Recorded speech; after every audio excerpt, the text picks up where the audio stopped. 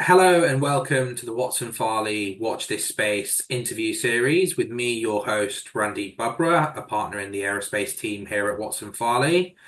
And in today's episode, we'll be discussing a number of interesting topics with our guest, who I'm delighted to introduce and welcome, Darryck Luiz from Portland Advisors. This series is part of a video series we're doing across space generally. And for those listeners that don't know, Watson Farley Williams is a global law firm and is one of the leading firms within the space sector. And I personally have been involved with the financing across the space market over the last 10 years. So I think that's a brief introduction to Watson Farley Williams and myself. Darryck, delighted to have you. Can I hand over to you to introduce yourself and Portland Advisors? Thanks very much, Randy. Hi, I'm Darryck. I'm head of telecoms at Portland Advisors. Brief background in Portland: we are independent financial advisors. I've been around in the project and structured finance space since around 2010. A group of us came out of the banks typically, and we've been doing what we do at the banks, but under the Portland Advisors. It's helping structure, client structure and execute on the complex financings in the typical heavy spend sectors. So that's the energy, infra, mining, and telecoms. I said I'm head of telecoms. Our telecoms team's got quite a lot of space-specific experience, pedigree, depending on how you want to use it, to phrase the word. But we've been involved, for many years, from the old geos through to new space, and we have had active roles in almost all of the significant kind of large-scale constellation financings, well, the ones that need finance that we know. But we quite a broad spectrum of expertise in the satellite space. Absolutely, that's perfect, and I think we've worked on a number of those projects together, Darryck, over the Yeah. years.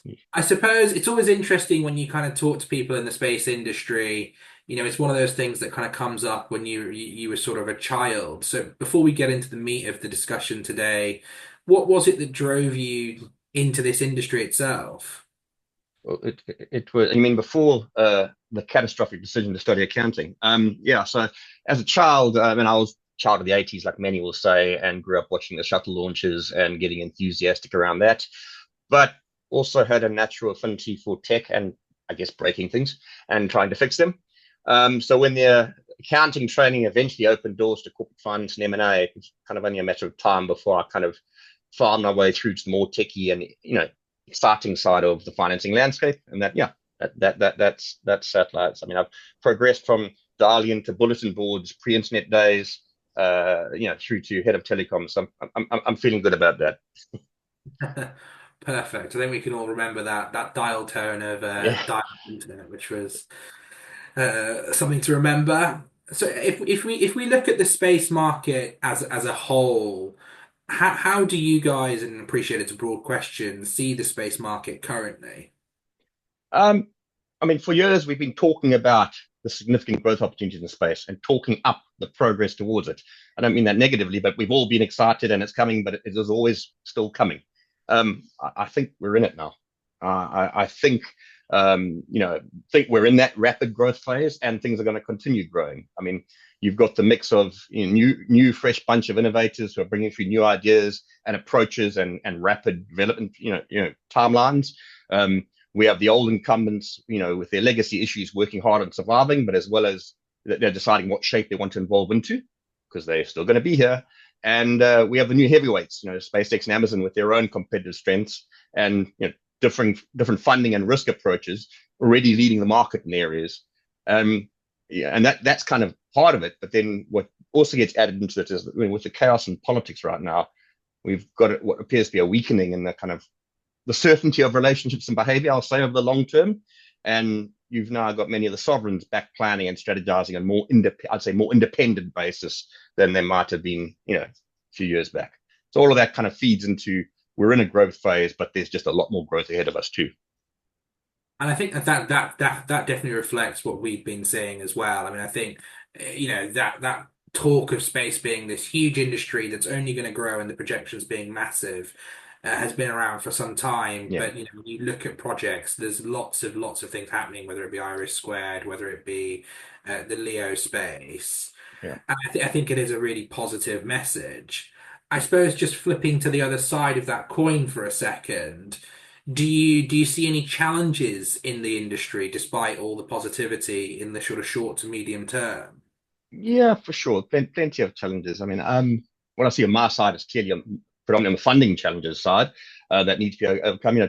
To do the growth, to secure the growth, and to keep accelerating the growth, you need a lot of funding, and that aligns with the changes in innovation in the sector, which are also fantastic. Older development approaches are being challenged, rightfully. People are starting to embrace iterative development with failure as part of the plan, not just oh crap. Um, and but that starts to kind of from a funded side starts to sound and feel like a lot more of an equity risk world. And and we know the sector though needs a tremendous amount of capital, and so all of that growth cannot be carried by equity investors alone. You're going to need your debt and your other structures. So the challenge to the industry, I think, is to find the right recipe to allow the appropriate level of debt into these projects that I'd say probably earlier than lenders might have considered, let's say, with the old deal template. There needs to be some kind of flex somewhere to help to get into these projects a little earlier to keep accelerating the growth. That's right, and I think that's the perennial problem, the sort of the overlap between the equity side and the financing side and the timeline of your project. And Yeah. certainly I would say on the Earth observation side, we've seen lots of changes to the market, I suppose, on that side. Is there differences when you look sort of drilling down into space between the subsectors, if you look at Earth observation compared to LEO broadband, do you see differences in those markets? I mean, for sure, and there's plenty of opportunity in both. Let's make that clear. But I think I mean, just from my perspective, the Earth Obs, the project costs generally are, the costs to get operational are just significantly lower. So that, in that environment, it's easy to see a lot more ideas being funded with smaller funding asks, and more ideas being funded and harder, the clever, harder working companies out there achieving their growth plans, maybe some not, but you can see that kind of dynamic happening. On Leo, just broadband, the scale of the project being so much bigger, the funding asks being that much higher. Each funding phase is that much more complex, and it involves multiple parties. You don't get away with a smaller funding group. You have a larger funding group to deliver the capital, and it's more time consuming and complex. And that's the kind of one big difference. Now that's if you need funding. Obviously, we also live in a world where you have Starlink and Amazon and Kuiper, and you can sit there and they don't need funding apparently. So it's a different dynamic there as well. Yeah, and I think they are changing the market radically in the sense that when you have sort of companies in there that kind of come in and shake up and don't have the same financing um, considerations as others, it does change, it does shake things up. I suppose we've touched on the financing pressures that I think have perennially been there for the space market, but just drilling down into those a little bit more, what would you see is the drivers for those kind of financing pressures? Is it sort of technology risk? Is it just the large amount of capex that's required for these deals, or is it something else? I mean, I think you worked on the same deals as me, so you'll say yes to both of those for sure. Technology risk is a consideration. How things are being built, where the interfaces are between the different components being assembled has changed, or has changed, is part of the evolution in the sector. So yes, I'd say those are the risks. A bit for me, predominantly the ones that have driven most of the larger projects and to me to lose hair, I guess, is on trying to find the appropriate bridge between, let's say, the equity investors who have the view of the market and the opportunities, and then lenders who they want to manage the risk and pass it off to the appropriate person, but trying to find the right kind of bridge between the equity investors' views and the lenders' asks is what's needed to manage the market risk is the big issue normally. Yeah, absolutely. I Yeah. think we've all been around the table when those discussions have been happening, and they're always tricky ones to get over the line. Yeah. Um, I think that the other thing that sort of historically, I think we have seen in the market, right? When you talk about these big, sort of large satellite constellations, inevitably certainly historically, and even more so recently, they've been backed by export credit agencies. You've seen that sort of support when you have, projects in the billions of dollars, inevitably they're at the table, and the smaller projects have had more success with sort of commercial debt. Is that something you see continuing, or do you see changes there? Yeah, as a general view, I'd agree with that, and I'd see them being there for sure, and not ignoring also the important roles of the DFRs, the development finance institutions, have also played and will play in those transactions and similar things.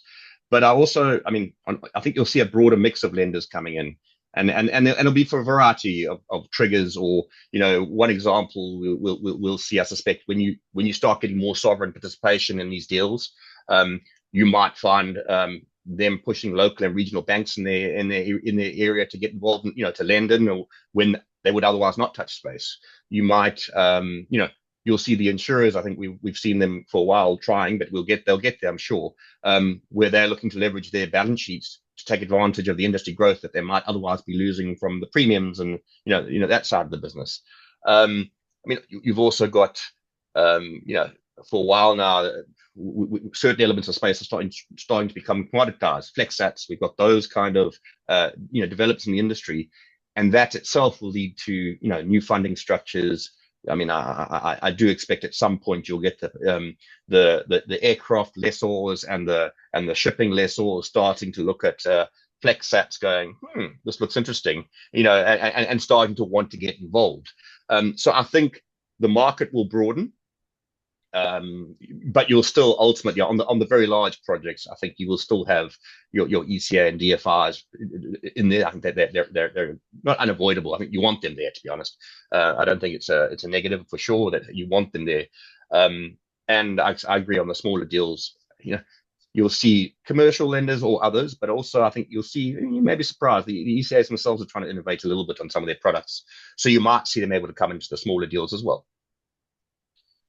I think we would agree with everything that you've just sort of said there. I mean, we're definitely seeing, and I think the market needs more entrants into the space, because the reality is that those funding costs, as in just the amount of funding that's needed, is huge. So you need lots of different people entering that space and willing to open it up. And certainly on the leasing side, we're seeing some companies do some quite innovative things on the ground segment side,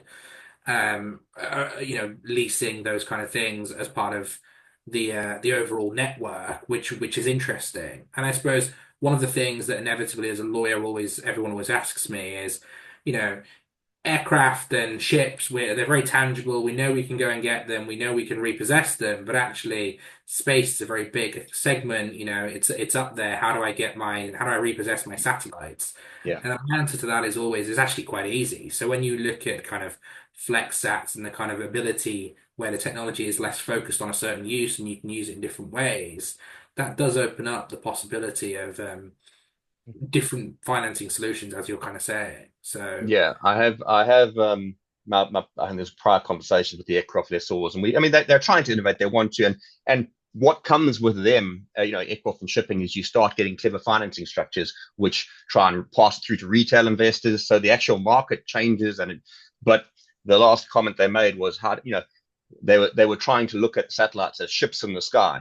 And it was one of those things I had to scratch my head, because they had a choice between aircraft and ships, but they rather see the flying satellite as a ship rather than an aircraft, which I don't want to try and get into. But that was, I mean, they're trying to see and look for the commonalities, and trying to figure out how do we make it look and sound similar to our investors.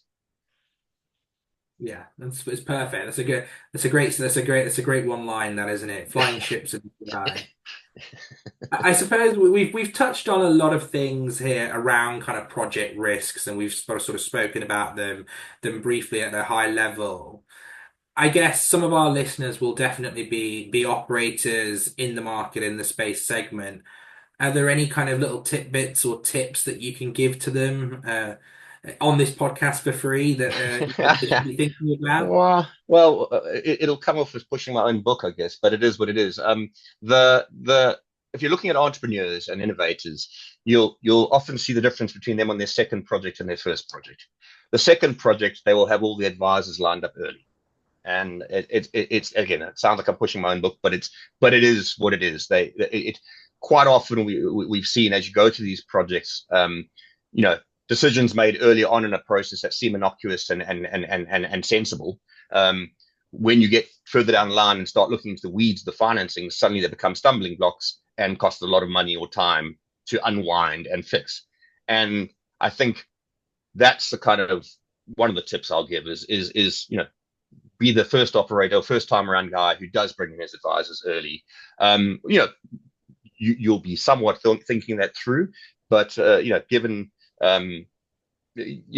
experience teaches it all. So I think you'll find that there's a lot you can draw on from your advisors. You'll find a lot of your advisors are friendly, and it's a very collegial industry. So we may not necessarily be charging you. There's a lot of friendly advice available, but I'd make sure you start using that and availing that soon. Yeah, and I mean, I think we would totally echo that. I think where the companies and projects have got both the financial advisors and also the lawyers involved early, you see the project go smoothly and accelerate much more quickly than sort of if you had those decisions made, then you're kind of brought in and actually then everybody's questioning why did you do X, Y, Z? Yeah, Um, yeah. No, I agree. I agree with that. I think we've spoken about the financing side. We've spoken about the kind of project side. I suppose the corollary or the other side of that coin again is the equity. And I think we've seen in a lot of projects the importance of having substantial amounts of equity behind you or a very strong sponsor to kind of unlock these financings and to provide comfort. Do you see do you see a new type of investor sort of in that space? Yeah, I do. I agree. I mean, I've seen. I mean, I mentioned the sovereigns earlier in the context of them, looking to control their own systems. Let's say independent from political other sovereign affiliations. I guess that can be thought of as investing for your own system. That's control. But we will also see more of the sovereign wealth type fund, and so those investments from the sovereign wealth funds. There'll be much more strategic reasons for these investments, but it'll also just be them going, let's take advantage of a sector with rapid growth. So I think we will see more of that. And I don't, that's fantastic. The industry needs capital, and there's a very large source of capital there. So I think it's beneficial on all sides. Absolutely. And I think I think we're also seeing, some of this is kind of money goes in cycles, right? So depending on how other industries are also doing, when you look at kind of digital infrastructure and data centers and things like that, as those kind of change or move, you have influxes and flows into and out of the sort of space industry alongside it. Yeah. And I suppose again, when we're talking about the financing side of these things, again, to the operators that are listening in the market, what would you sort of again give them as tips or things to think about when they're kind of considering these equity investments? Because they are normally very early stages and very then important to the project. Yeah. Well, to be fair, it's the same consideration I tell them for any potential funder. You want your mix of funders to have the appropriate, financial firepower, industry clout, the right decision-making structures internally, the right appetite for timelines, risks, and long-term relationships. You want that. So your mix of investors need to work in that environment. And so it's the same decision for any other investor. Look at the counterparty and go, yes, these are the people who will support me in that. And through the good times and also the tough times, those are who I need in my mix. Mhm. Does that make sense? Absolutely, Yeah. absolutely. I think that your partners effectively on the equity side and on the debt funding side are Yeah. absolutely core to the project, and you need to know who you're getting into bed with because these projects go on for a long time. Yeah. Yeah. I Yeah. suppose turning to the future then, and kind of how we see the market in the next 5 years. I mean, we've already mentioned Kuiper and Starlink, but there's lots of views on those companies. There's lots of views on how they're shaking up the market and how things will happen in the future. So, can you give us your perspective on that? Yeah, sure. I mean, I think in 5 years' time, I think we'll still be in a rapid growth phase. I don't think this is a short-term super cycle. This is a transition of the industry. And on Starlink and Kuiper, for years the question on the broadband from space has been how big is the demand going to be? we've all seen versions of the forecasts. We've all seen differing versions, and we've all sat there promising versions. But Starlink subscriber growth now, those numbers should finally be giving us a taste of it.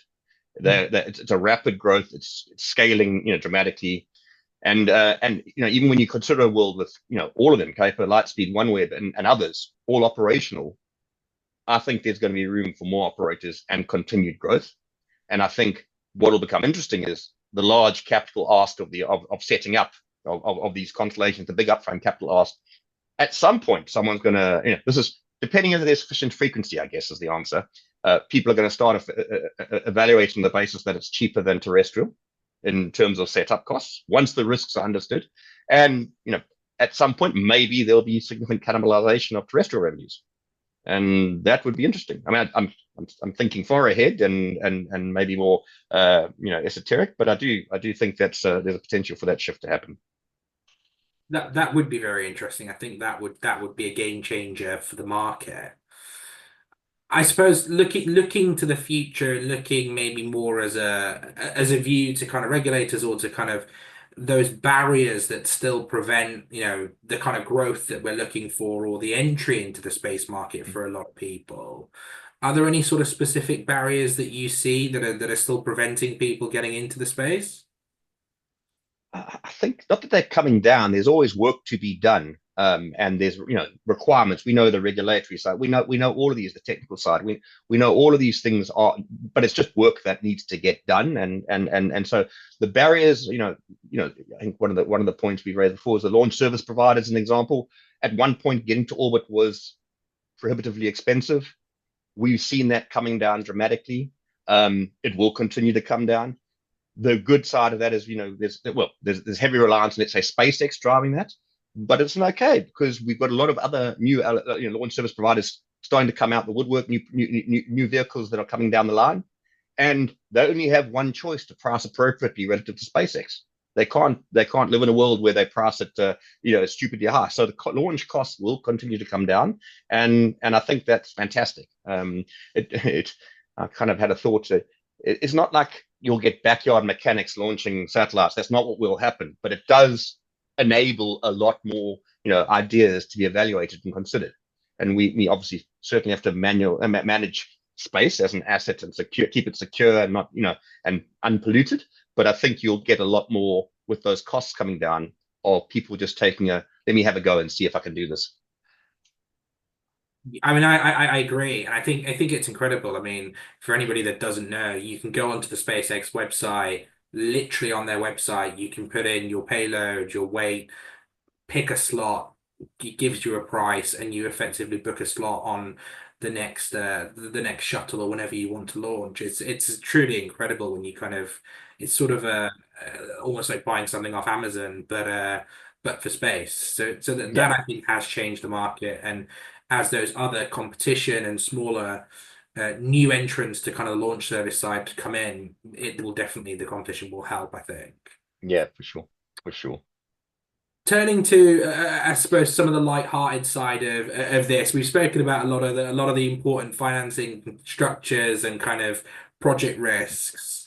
But if you were to explore sort of the ocean or space, which would you choose and why, Darryck? Ah, man, that's a how long's a piece of string question, I guess. My question comment would be that depends on who you're exploring it with, what you're exploring it in, how long you're exploring it for, and I guess from Interstellar, as long as no one is named Murphy is involved.